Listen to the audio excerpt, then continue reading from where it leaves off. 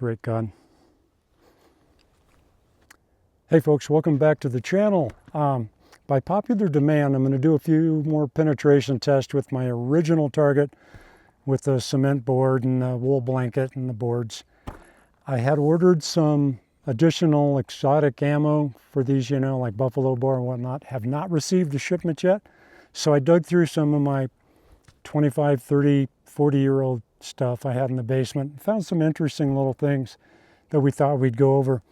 Many people in the comments wanted just to compare a 45 full metal jacket compared to my the copper hardcore test I did with the backcountry ammo that I used before, and it was just a solid copper with a little point on it. So I thought, okay, I've got some 230 grain, some old 6 Sauer stuff, standard 230 grain 45, full metal jacket, and it's about 830 feet per second, I think is what they advertise. Then I dug out some full metal jacket, NATO hardball, this M882, supposedly around 1200 feet per second is what they advertise. That's 124 grain bullet right there, and that's pretty close to 397 foot-pounds is what that measures out to be.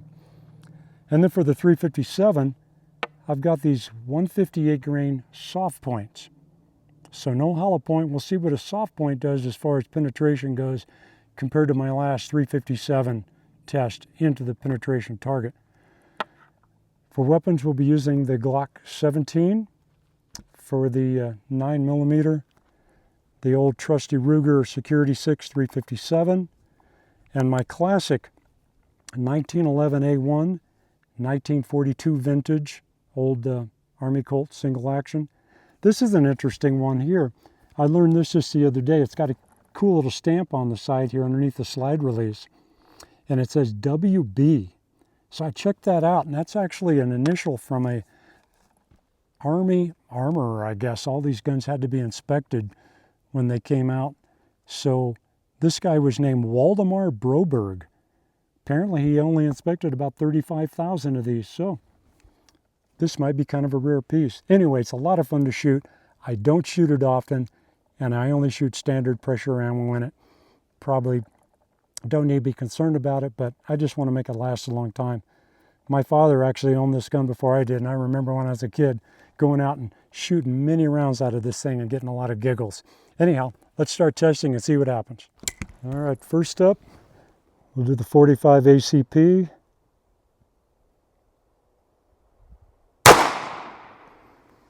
Wow, that's one accurate pistol. I was even aiming for that, believe it or not. Okay, next we'll do the 357. Okay, 357, try for the center. Once again, we're shooting at about the 6-yard line.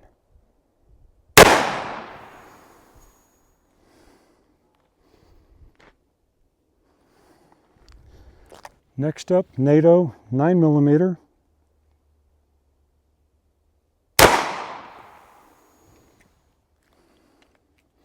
Okay, we'll dig into that in a little bit and see what it did.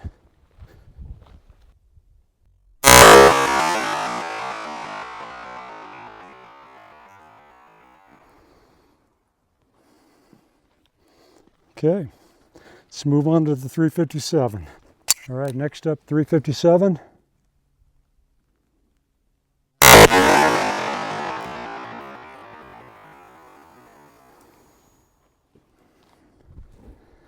A lot more oomph there.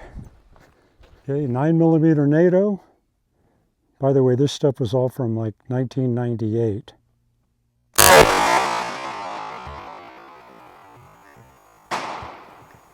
Ooh. All right, well, that counts. Okay, well, we're doing our cinder block examination here. The ACP 45 made a big old hole right through there. Went inside and smacked the back of the webbing pretty hard.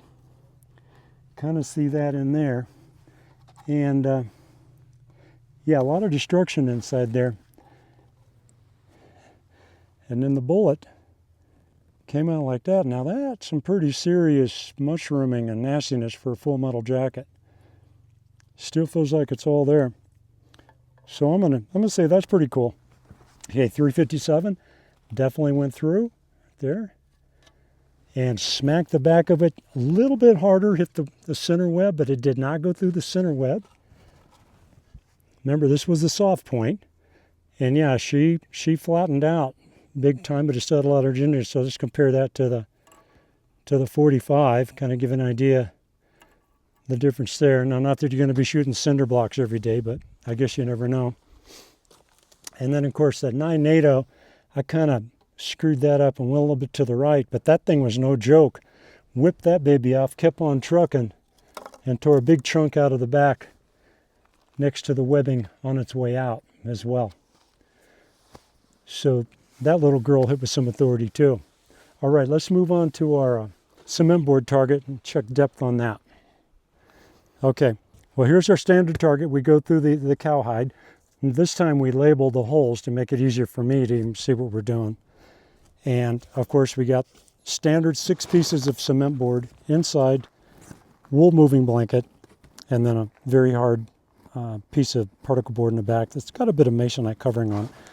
So first of all, I can clearly see I hit a little high with the 357, and it completely went through the cement board and smacked the end of the blanket right here. This very similar results with the jacketed hollow points that I did last week.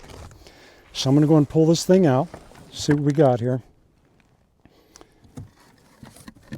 Okay, looks like the 45, which is on the very left, went through all the cement board and actually broke the last one where it hits the wool blanket. So it dropped in there and dropped to the bottom. Looks like the 357 bounced back after making this little debit there, pushed in. And there's the 357. Total devastation. And that's a soft point. So compare the two. Both pretty good flattening out. I mean, considering. Now let's see if we can. Okay, obviously the 9mm went all the way through, but once again, it looks like it did not fracture the very last portion of cement board. And here's the NATO 9mm. Flattened out pretty good. I mean, yeah, it's no 45, but started to rip open the jacket a little bit, so it did expose some lead. So there you have it. Full metal jacket, not a bad choice if that's all you got and you don't want to spend money on some fancy stuff. And that's why they call them semi-automatics. You can just keep shooting until you're dry. You're down to hit something eventually. Anyway, well, thanks for spending another day at the range with me. I really appreciate all of you. Appreciate all your comments and suggestions for the channel. I'm humbled that anybody watches it at all. I know how fancy some of these other channels are out there, but I have a lot of fun kind of dicking around with some of my old stuff I've got here, and I hope you guys get some value out of it. And I do have some better stuff coming in the mail. Hopefully I get it next week or two. That should jazz things up a little bit. But anyhow, I was kind of surprised by today's results, so we'll see. Who knows what's going to come up. But thanks for watching. Please like and subscribe, and we'll catch you on the next one. Take care.